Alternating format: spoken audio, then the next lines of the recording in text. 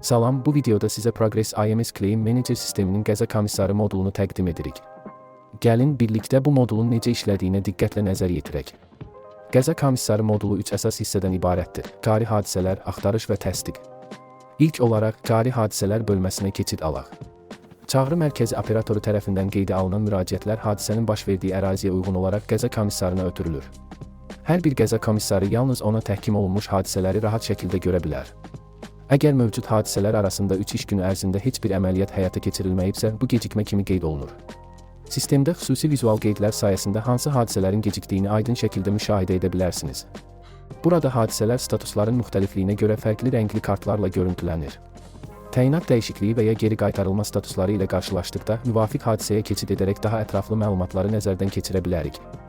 İndi isə qəza komissarına ötürülmüş bir hadisə üzərində işləyək.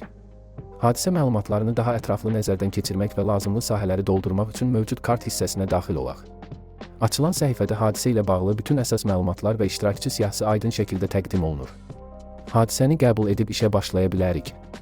Əgər qəza komissarı səhv seçilibsə və ya hər hansı bir səbəbə görə sistemdə təyinatı dəyişib hadisəni digər komissara ötürə bilər. Hadisə yerinə fiziki çıxış tələb olunmadıqda uyğun bənd seçilir və bütün məlumatlar qeyd edilərək növbəti mərhələyə keçid edilir. Çıxış zəruri olduqda isə hadisənin gedişatına uyğun olaraq vaxtlar təyin edilir. Qəzanın baş vermə səbəbi və digər xanalar doldurulur. Qəza komissarı xəritə hissəsinə daxil olaraq qəzanın baş verdiyi ünvanın dəqiq koordinatlarına uyğun olaraq yadda saxlaya bilər. Hadisə yerində çəkilmiş şəkillər telefon kamerasından və ya qaleriyadan asanlıqla yüklənilə bilir. Əgər tərəflər arasında razılıq əldə edilibsə və ya digər səbəblərə görə hadisəyə imtina etmək lazımdırsa, bu proses rahat şəkildə həyata keçirilə bilər. İştirakçılar bölməsinə keçid edərkən görürük ki, çağrı mərkəzi operatoru tərəfindən daxil edilmiş ilkin məlumatlar artıq sistemdə əks olunub.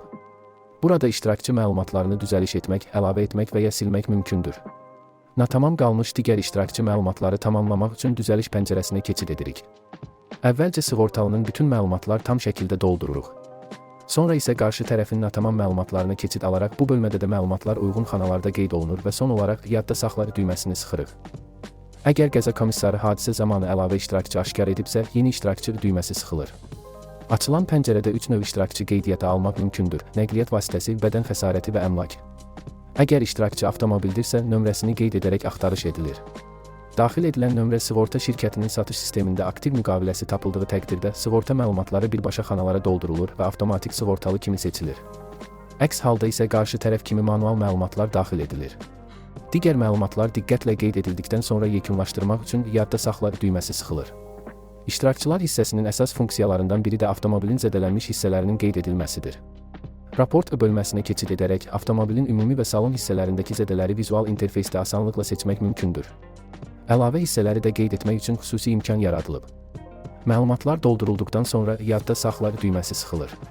Bütün iştirakçıların zədələnmiş hissələrini qeyd etmək zəruri və vacibdir. Qeyd olunan mərhələləri düzgün qaydada yerinə yetirildikdən sonra ümumi yadda saxla düyməsinə sıxılır və sistem tərəfindən qəza komissarının rəhbərinə təsdiqə göndərməsi barədə təsdiq sualı əks olunur. Bəli seçildikdə qəza komissarının işi yekunlaşır və hadisə cari hadisələr siyahısından çıxarılır. Əks halda düzəlişlərə davam etmək mümkündür. Qəza komissarının rəhbəri üçün nəzərdə tutulmuş idarə etmə və təsdiq səhifəsinə keçid edək. Bu jurnalda bütün hadisələri filtrlər vasitəsilə nəzarət etmək mümkündür. Təsdiqə göndərilmiş və digər statuslu hadisələr aydın şəkildə qruplaşdırılıb. Təsdiqə göndərilmiş hadisəyə keçid edək. Bu hissədə hadisə məlumatlarının düzgünlüyü yoxlanılır. Əgər məlumatlar qaydasında deyilsə, geri qaytar düyməsi sıxılır və səbəb qeyd edilərək hadisə yenidən düzəlişlər aparılması üçün geri qaytarılır. Əks halda müştəri xidmətləri mərhələsinə ötürülür. Nəhayət, axtarış səhifəsində geniş filtrasiya imkanları və eksport funksiyası ilə bütün hadisələrin məlumatlarını rahat şəkildə nəzərdən keçirmək olar. Hadisəyə aid bütün status dəyişiklikləri və məsul şəxslərin qeydləri aydın şəkildə əks olunur. İstənilən hadisəyə keçid edərək bütün məlumatları tam şəkildə izləmək mümkündür. Və beləliklə, sistemin avtomatlaşdırılmış prosesləri və istifadəçi dostu interfeysi sayəsində qəza hadisələrinin idarə edilməsi daha sürətli və effektiv hala gəlir.